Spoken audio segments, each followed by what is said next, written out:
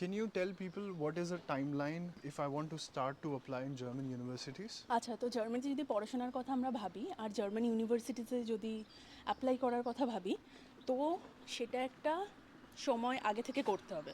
মানে আমি আজকে চাইলাম কালকে হয়ে যাবে, সেটা হয় না। 2-3 মাস আগে শুরু করলাম, প্রসেস কমপ্লিট হবে না। তো প্রসেসটা একটু লম্বা আছে, 6টা-7টা স্টেপ আছে। তো এটার জন্য আমি বলবো একটা গুড টাইম হচ্ছে 7-8 মাস মিনিমাম, আর সেফ সাইডে থাকার জন্য 11-12 মাস।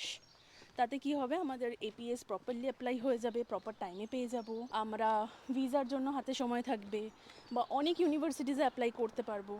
কারণ ইউনিভার্সিটিসের ওপেনিং না আমাদের 6 মাস আগে থেকে তো হয়েই যায়, আর রেজাল্ট 4-5 মাসের মাথায় দিয়ে দেয়। তো আমি যদি উইন্টার সেমিস্টারের জন্য বলি, তো টাইম লাইন আমি বলবো যে ডিসেম্বরের মধ্যে আইএলটিএস দিয়ে দাও, জানুয়ারি থেকে অ্যাপ্লাই করা স্টার্ট করো। 15 জানুয়ারি থেকে অনেক পোর্টাল ওপেন হয়ে যায় অনেক কলেজের, অনেক ইউনিভার্সিটিজের, সেগুলো অ্যাপ্লাই করে দাও।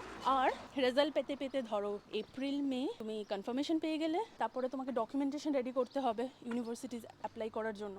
তো সেগুলো রিসার্চ করারও টাইম একটা থাকা ভালো।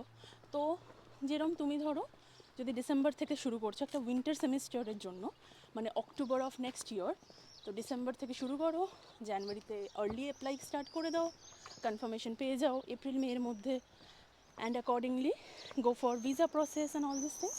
আর এর মাঝখানে এপিএস অ্যাপ্লাই করতে কিন্তু ভুলবে না, কারণ ওটা খুবই ইম্পর্ট্যান্ট। আর হ্যাঁ, ব্লকড অ্যাকাউন্টের ফান্ডিংসও আছে, সেগুলোও মাথায় রেখে সেগুলো আমাদেরকে জোগাড় করতে হবে। তো আমি বলবো সেফ সাইডে থাকার জন্য 10-11 মাস, আর অ্যাকচুয়ালি লাগছে আমাদের 7-8 মাস। That's it.